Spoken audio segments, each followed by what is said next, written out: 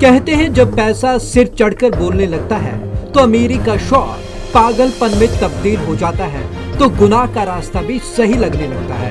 Police की गिरफ्त में मासूम से दिखने वाले शख्स की शक्लो सूरत पर न जाइए जनाब, क्योंकि इन साहब के रईसी शौकों ने इन्हें बीएसएफ के डिप्टी कमांडेंट से 125 करोड़ की ठगी का मास्टरमाइंड बनाकर कटघरे में खड़ा कर दिया है।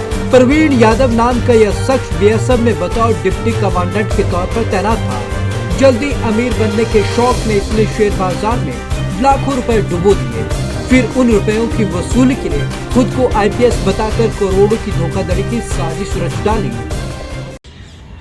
जून 2021 में ये हमारे टच में आया था, किसी एक नॉन ने इसको मिलवाया था। As a Praveen Yadav IPS office करके एनएसजी में तैनात था कि एनएसजी के अंदर ही मैं हूँ। एनएसजी में ही मिलने के लिए गए थे। एनएसजी में ही हमारे साथ सारा इन्होंने डॉक्यूमेंट हमें प्रोवाइड कराए थे। जो भी ड्राइंगें चाहिए, कॉन्ट्रैक्ट चाहिए, कुछ भी चाहिए, वो सारी एनएसजी के अंदर ही मिलवाया गया था। और अंदर जब भी जाते थे एनएसजी के अंदर ही जाते थे, वहीं डिस्कशन होती थी।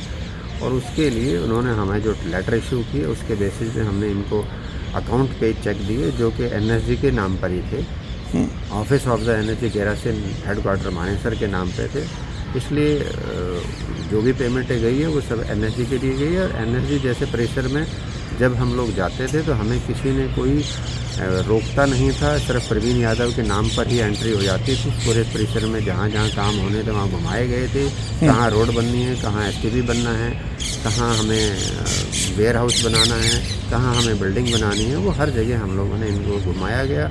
और उसके बेसिस पर ही हमें इन्होंने टेंडर के लिए कोटेशन कॉल करके लेटर दिए गए। सारे लेटर वहाँ से आए हैं, सारे लेटर बाई पोस्ट आए हैं। उसके लिए हमने उनको जो भी चेक से सारी पेमेंटें जमा कराई है।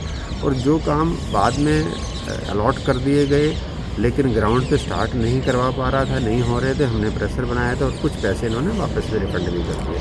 हम ये मानते हैं कि अगर एनएसए जैसे इतने प्रेस्टिजियस, अगर जो सिक्योरिटी, देश की सिक्योरिटी जो उसको जारी है, तो उसके लिए हमें अगर देश की सिक्योरिटी के साथ इतना बड़ा खिलवाड़ हो सकता है तो फिर तो हम कुछ भी नहीं कर सकते उसके लिए। तो हम तो कुछ भी नहीं है।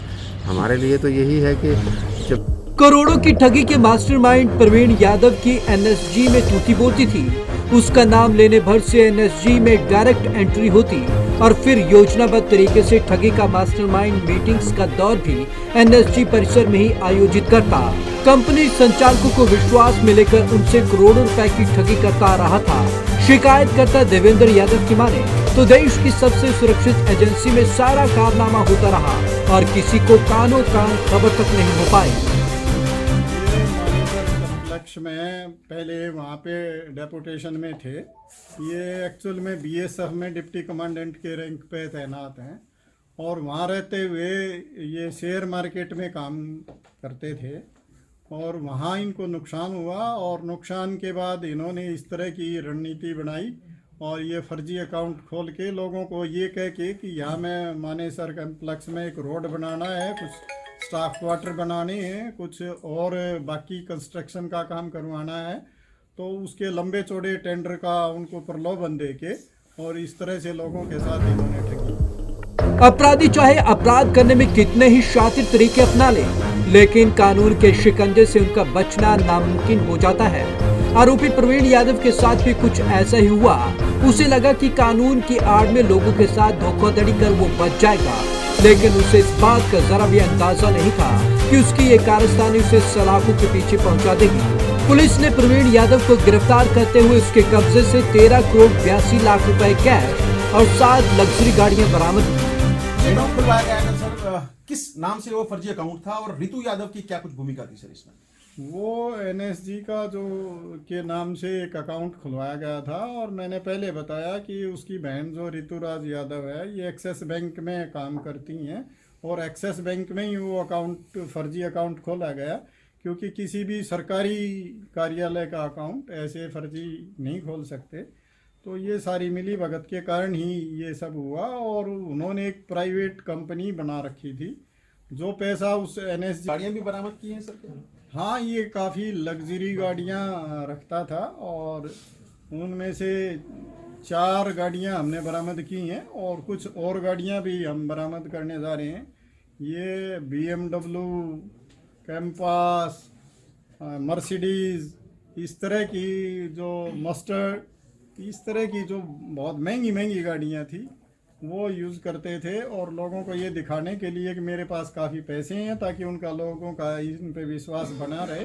पुलिस ने भले इस मामले की गुत्थी को सुलझाते हुए आरोपी को शिकंजे में ले लिया हो, लेकिन सबसे बड़ा सवाल यह है कि कैसे देश की सबसे बड़ी एजेंसी एनएसजी में धोखाधड़ी के इस खेल की पूरी स्क्रिप्ट लिखी गई, लेकिन इस बात की किसी को कानों कान तक भनक तक नहीं लगी। कानून के डर से बेखौफ डिप्टी कमांडेंट एनएसजी के फर्जी दस्तावेजों का इस्तेमाल कर धोखाधड़ी की वारदात को बड़ी आसानी से अंजाम देता रहा, लेकिन किसी को रत्ती भर भी शक नहीं हुआ। खैर, पुलिस भी इन सवालों के जवाब तलाशने में जुट गई है। देखना ये होगा कि मामले में और कितने लोगों की मिलीभगत सामने आती है और इस गुनाह में प्रवीण यादव को कितने लोगों का साथ था। पंजाब केसरी टीवी के लिए गुरुग्राम से नीरज वशिष्ठ की रिपोर्ट।